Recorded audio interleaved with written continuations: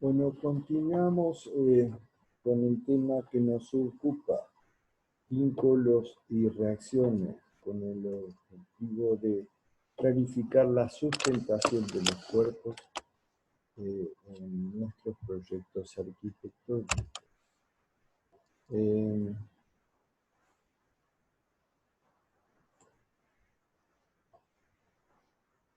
Nosotros hicimos un análisis detallado para cuerpos de dos chapas, cómo era el análisis de la cantidad comparativa de grados de vinculación con la de grados de libertad. Vamos a aplicar exactamente el mismo concepto para el caso de que tengamos tres chapas.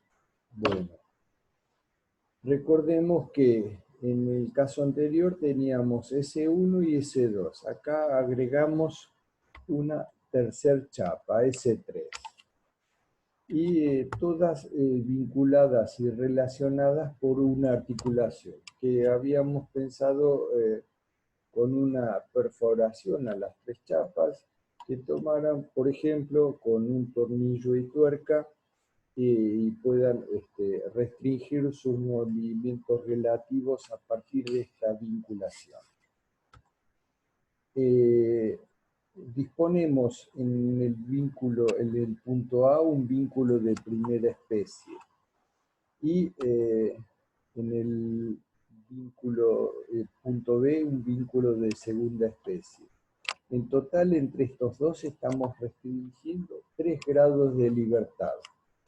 Piensen que la chapa S1 tiene 3 grados de libertad, entonces estamos en condiciones de asegurar que la chapa 1 está en situación de equilibrio. O sea, que el punto C de pasar de estar en un punto cualquiera del plano ha pasado a ser un punto fijo que relaciona este punto fijo con S2 y S3. Hoy decíamos que la chapa S2, por ejemplo, puede girar como si fuera una suerte de una hélice o parte de ella, girar alrededor del punto C. Este giro puedo impedir con la colocación de un vínculo en el punto C. Con un vínculo simple basta, porque ya impido este movimiento, entonces automáticamente puedo garantizar que alcanza la condición de S1, o sea que está en equilibrio también. El mismo concepto aplico para la chapa S3, no hay por qué pensar que sea distinta, entonces pongo un vínculo simple en el punto E y también fijo, o sea que ahora estoy en condiciones de asegurar que S1, S2 y S3 están en equilibrio, están estáticamente en equilibrio, ¿correcto? Entonces, vamos a ver qué es lo que pasa. Impedimos las rotaciones de S2 y S3 con la incorporación de puntos fijos, ¿correcto? Vínculos. En el punto C y en el punto E. Dicho esto, los grados de libertad que tenemos son entonces 3 para cada chapa, o sea que serían 3 por 3. Los vínculos externos,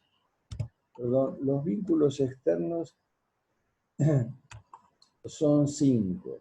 3 en S1, 1 de primera especie en S2 y 1 de primera especie en S3. La totalidad suman 5, ¿correcto? Y para que sea isostático, o sea que esté en equilibrio, los grados de libertad menos los vínculos externos, menos los vínculos internos, debe dar 0, correcto, mismo grado de libertad, misma cantidad de restricciones. Entonces, como yo no sé cuánto vale el vínculo interno, despejo, pero sí puedo asegurar que 9 menos 5 es 4. Entonces, esto significa que yo cuando tengo 3 chapas, el vínculo interno restringe 4 grados de libertad. O sea, si retrocedemos a la gráfica, este vínculo, por el hecho de relacionar 3 chapas, está restringiendo esta articulación interna 4 grados de libertad. Eso es lo que tenemos como conclusión de este análisis, ¿correcto? Repetimos el procedimiento del análisis anterior para 2 chapas, pero lo llevamos a 3 y arribamos a esta conclusión, que el vínculo interno en este caso vale o restringe 4 grados de libertad. Si nosotros pensamos en plantear para esto, dejar de hacer cuentas cuando se presenta la estructura, podríamos plantear claramente que el vínculo interno podría valer 2 veces el número de chapas menos 1. Entonces vamos a verificar esta reglita general porque nosotros estamos en condiciones de hacerlo por nuestros razonamientos llevados adelante a lo largo de la clase. Entonces, para n chapas decimos, valdría esta fórmula, verifiquemos para 2 chapas, donde n es el número de chapas. Si son 2, vale 2 menos 1, 1, por 2, 2, correcto. Y en este caso, el número de chapas es 3, en la propuesta de cálculo, entonces 3 menos 1, 2, 2 por 2, 4. Y corroboramos con esta formulita general para cualquier número de chapas lo que valdría el vínculo interno, esa articulación, ese tornillo que vincula las 3 partes de la estructura. Entonces hemos arribado a una fórmula general de aplicación para diferente cantidad de chapas sin necesidad de recurrir al análisis. Pero me gusta hacer el análisis porque las fórmulas uno las olvida, los razonamientos no se quedan grabados. Entonces, si tenemos que chequear esto en términos gráficos, nos queda así, para 2 chapas, vínculos externos. Tenemos 2 chapas y los vínculos externos tenemos 4. 2, 1, 1, son 4 y los números de chapas son 2 más 2, ¿correcto? Para 3 chapas tenemos 2, 3, 4, 5 vínculos externos y 3 chapas más 2 sería, estamos corroborando la cantidad de vínculos externos. 3 chapas más 2. O sea, el número de chapas más 2 es la cantidad de vínculos externos que nosotros tendríamos que usar. En este caso, ¿cuántas chapas tenemos? No necesitamos ni ver la placa para ver el resultado. 1, 2, 3, 4, 5 chapas. Correcto, entonces el número de chapas más 2 nos da los vínculos externos. En este caso sería 7. Vamos a corroborar 2, 3, 4, 5, 6 y 7. Total validez, entonces hallamos sendas formulitas para vínculos externos o para vínculos internos. Para la memoria, ¿voy a tomar una fórmula de estas en un parcial? No, voy a tomar el razonamiento, sí, esa es la idea de esto, ¿correcto? Que fijemos el razonamiento y no cargar la cabeza de fórmula. Entonces, esta es la general para los vínculos externos, cuánto va a llevar. O sea, planteado el problema, nosotros podemos analizar la movilidad y hacer una construcción como la que hicimos en conjunto nosotros. Pero después podríamos corroborar con esta fórmula si esto es correcto. ¿De acuerdo?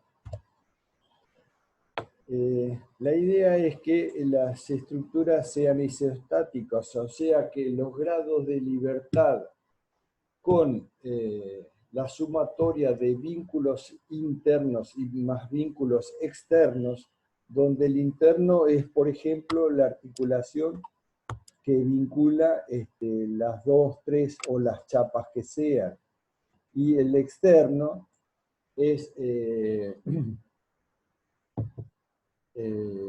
los apoyos, los que restringe 1, 2 o 3 grados de libertad según sean de primera, segunda o tercera especie.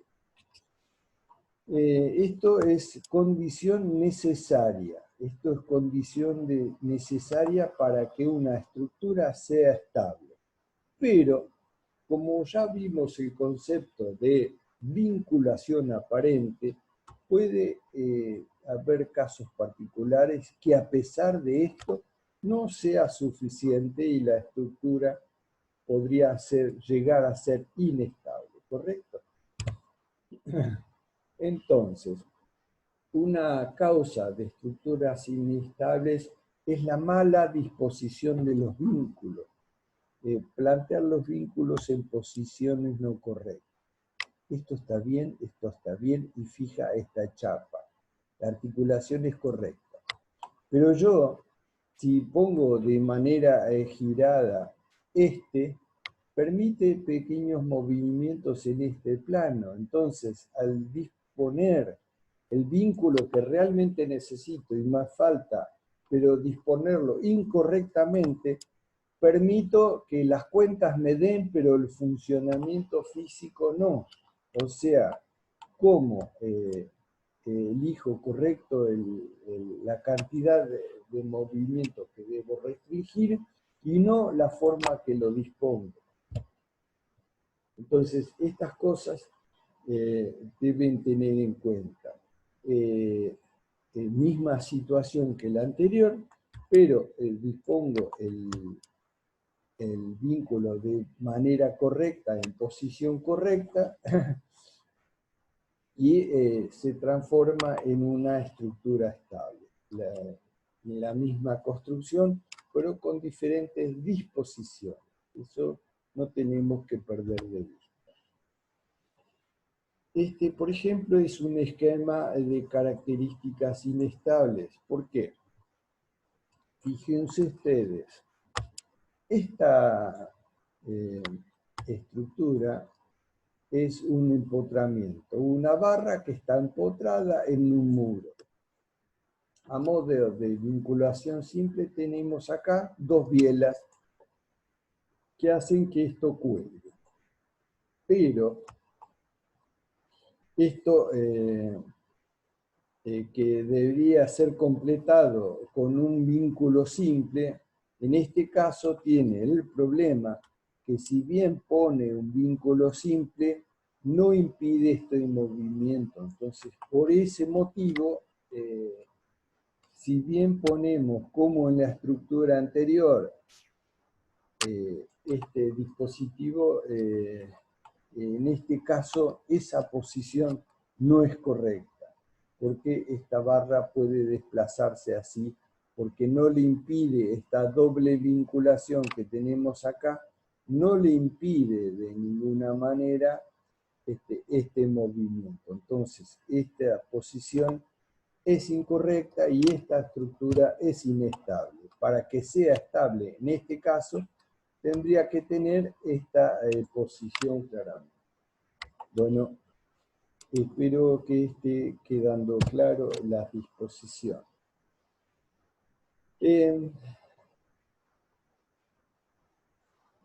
Esto es un tema que por ahí está vinculado a una visualización de las cosas. No es que se haga así de ninguna manera en la práctica, pero vamos a pensar un poquito en voz alta. Tenemos chapa S1 y chapa S2. La chapa S1 está, vamos a analizar vínculo doble y vínculo simple. Entonces, esta está estáticamente en posición correcta, fija.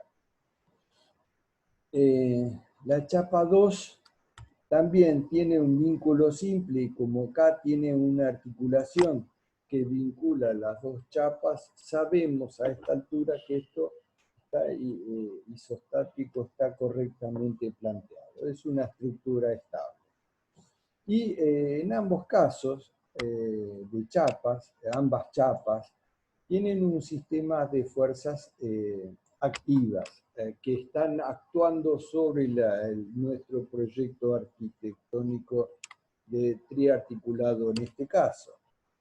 Este sistema de fuerzas externas, nosotros sabemos que paralelas o no, admiten de definitiva una resultante. Esa resultante que admiten es R en este caso, perdón, R1 en el caso de la chapa 1 y R2 en el caso de la chapa 2. ¿Correcto? ¿Queda claro? Repito para salvar mi error. R1,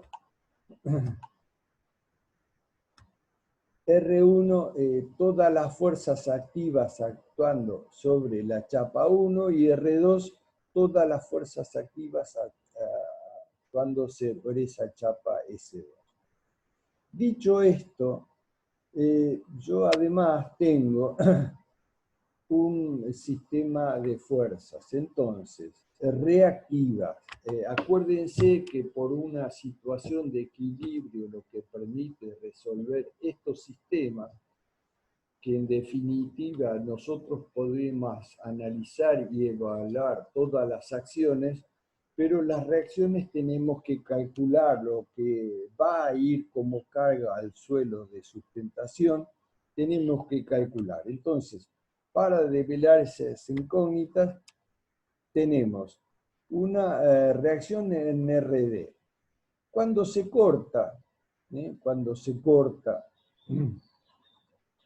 con la resultante R2 de todas las fuerzas activas de la chapa 2, determina un punto. Lo que yo puedo decir que el efecto que le va a causar la chapa 2 a la chapa 1, ¿por dónde debe pasar? Por el elemento que las vincula. ¿Cuál es el elemento que las vincula? La articulación. Entonces, si hay una resultante entre R2 y RD, yo esa resultante como acción a la chapa E1 va a ser transmitida a partir del punto de articulación y se llamará fuerza C1 y es la resultante R2 con RD, ¿correcto? Eso es C1. Dicho en palabras, lo que le hace la chapa 2 a la chapa 1, ¿correcto? Lo que le hace la chapa 2 a la chapa 1. Entonces, esta acción va a ocurrir sobre la chapa, sobre la chapa 1. De manera tal que tenemos esta fuerza actuando. ¿Dónde se cortan estas direcciones de C2 y R1? Estas dos fuerzas, C y R, van a generar una resultante total del sistema, o sea, compuesta por las resultantes de las fuerzas activas R1 y por lo que le hace la chapa 1 a la chapa 2, perdón, a la chapa 1. Esto se cortan en un punto. Pero además, esta resultante final que actúa sobre chapa 1 se va a tener que descomponer necesariamente en dos direcciones. La de la fuerza RA, que tiene esta dirección posible, y la de la fuerza RB, que tiene esta dirección posible. Entonces, esta dirección, que es única y generada por este plano, genera esta perpendicular hasta cortarla a la recta de acción de R. Luego vinculamos este punto con el punto del apoyo A, ¿correcto? Y así es que R va a dividirse en RA y RB. Y así está planteado el cálculo. Esto tengo claro que es una galleta verbal, pero con el apoyo de la gráfica espero que ayude a comprender un poco el funcionamiento de este esquema. Eso es lo que pretendo. Así podemos resolver de esta manera la chapa derecha y la chapa izquierda, con las reacciones y la fuerza resultante en cada caso. O sea, RB y RA van a ser las descomposiciones de las chapas. Si yo tengo que recurrir a una solución analítica, como siempre se hace, veo con preocupación que tengo tres ecuaciones que me plantea la estática. Para sistemas de fuerzas no concurrentes me dice que puedo tomar sumatoria de momentos en X, sumatoria de momentos en Y y sumatoria de momentos de N, ¿correcto? Pero tengo tres ecuaciones. Cuando veo que pongo a pensar en incógnitas, veo que tengo una reacción BA, una reacción HA y una reacción RB. Ya son tres incógnitas. Y una cuarta que es una reacción R&D. O sea, hasta ahora, con las cosas que conozco, esta estructura no puedo resolver. Veamos cómo encarar este tema. Faltaría una cuarta ecuación. Y eso se recurre a una ecuación de equilibrio relativo entre chapas. Por ejemplo, digo que porque así es la construcción que hemos hecho de las dos chapas y sus vínculos. Si el punto C yo lo llamo a la articulación como en el caso anterior, puedo decir que todo lo que está a la izquierda de C está en equilibrio, o todo lo que está a la derecha de C está en equilibrio. Y no estoy diciendo nada incorrecto. Yo construí los vínculos de esa manera para que todas las partes estén en equilibrio. Entonces, esta afirmación es válida. Y lo que no se puede hacer es usar las dos ecuaciones, porque una depende de la otra. Esto es una cuestión matemática. O uso a la izquierda el punto o a la derecha. Correcto, pero sí puedo aplicar este concepto para generar la cuarta ecuación que estoy necesitando. Entonces, uso un planteo de momentos. Como ninguna chapa gira respecto de la otra, necesariamente en el punto de articulación, la sumatoria de momentos tomada a la izquierda o a la derecha es la cuarta ecuación que necesito. Y ahora sí voy a tener cuatro ecuaciones con cuatro incógnitas. Esto es un poco el camino de la solución de este tipo de estructura. Cualquiera de las dos ecuaciones anteriores completarían la cuarta que necesitamos. ¿Sí? Y hay que ser cautelosos en esto, no usar las dos, estaríamos cometiendo un error. Y así se plantean distintos juegos posibles de ecuaciones. Por ejemplo, estos, sumatoria de momentos para la chapa 2 en C igual a 0. Sumatoria de momentos en X, sumatoria de fuerzas, perdón, en X, en Y y momentos neutros.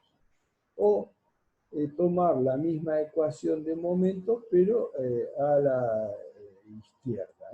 Esto a la derecha, esto a la izquierda. Pero siempre con una de las dos generamos 4 ecuaciones.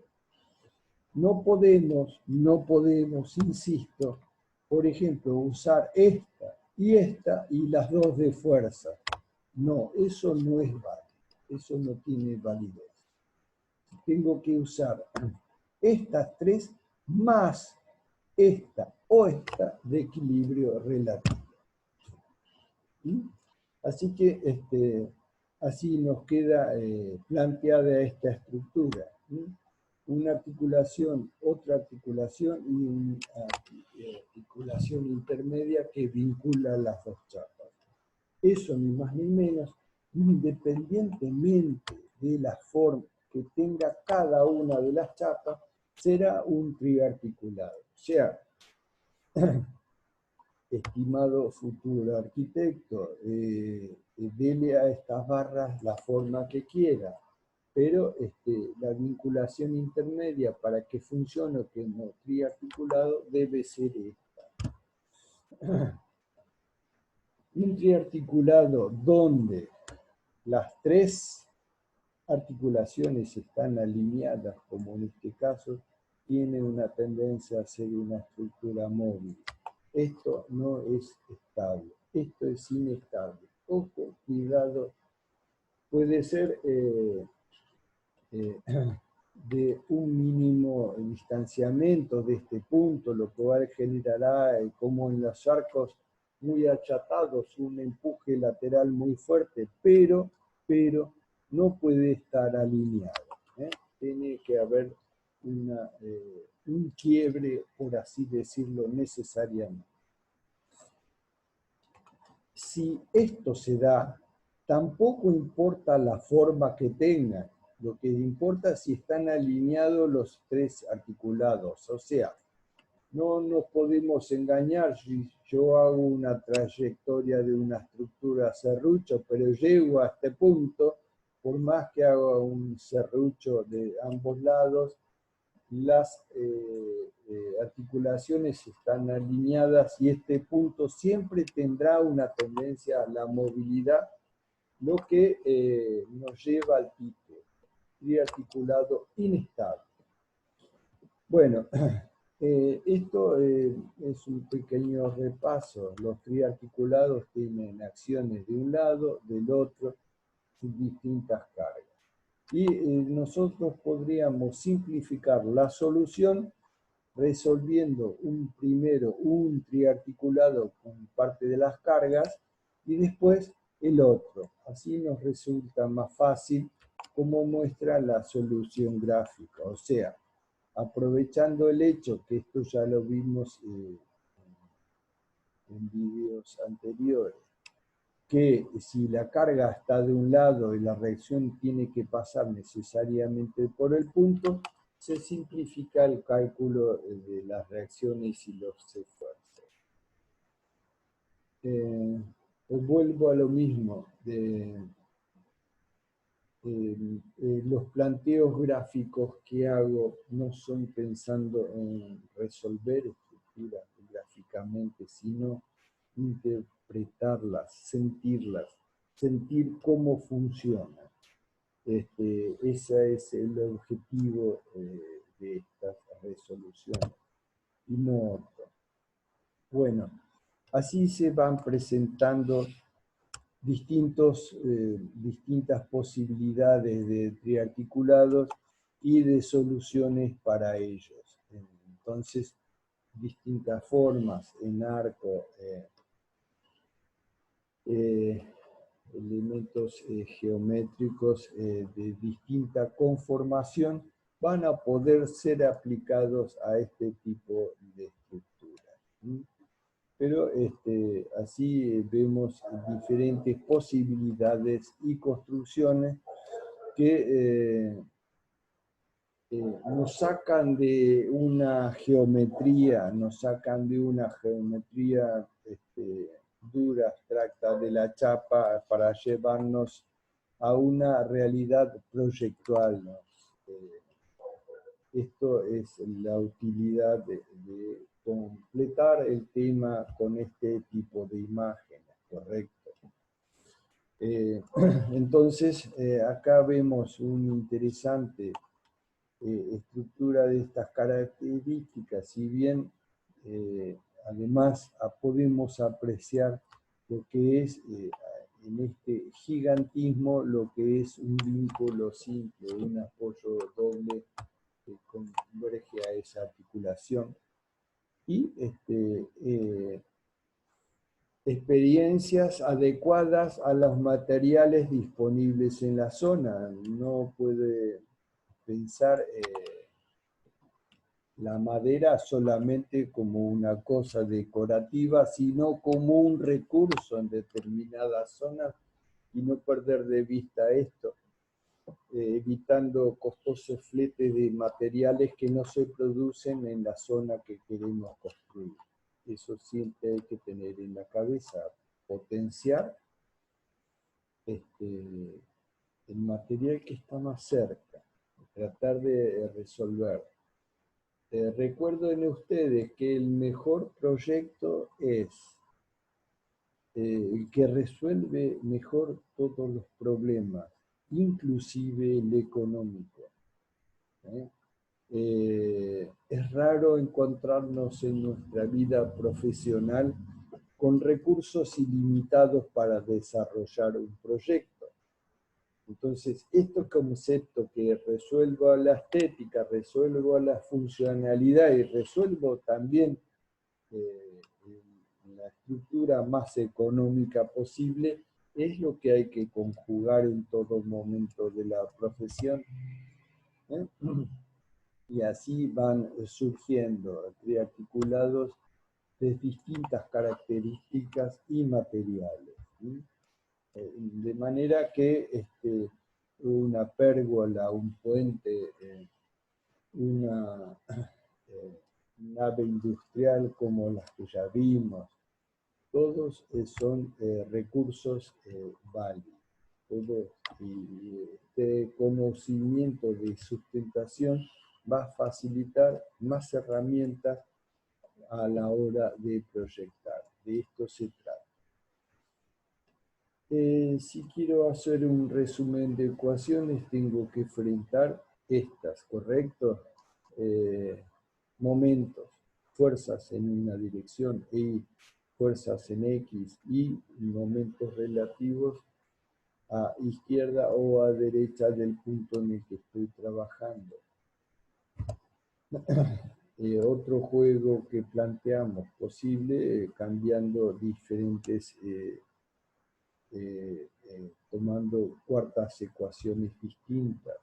Y así podemos plantear para una estructura las ecuaciones específicas que tenemos con las fuerzas, con los brazos de palanca. Dejo esto para analizar, porque la descripción de esto en estas circunstancias es proporcionarles demasiada lata, y esto es para la apreciación de ustedes. Entonces, propongo una ejercitación para los planteos estructurales que hemos visto. En este caso es un arco con diferentes longitudes en las ramas, con un punto A de arranque y un punto C de terminación, y una articulación intermedia llamada B, con diferentes cargas aplicadas, y una ecuación, una parábola cúbica para planteo. Bueno, esto no es obligatorio, sino son desafíos para aquellos que les interese un poco más el tema, poder ampliar y desarrollar. Les agradezco su atención y seguiremos trabajando para lograr un apoyo más a los temas y el desarrollo de la cursada lo más normal posible, entre comillas, que se pueda plantear. Bueno, un gusto estar trabajando con ustedes y me despido hasta el próximo tema. Muchas gracias.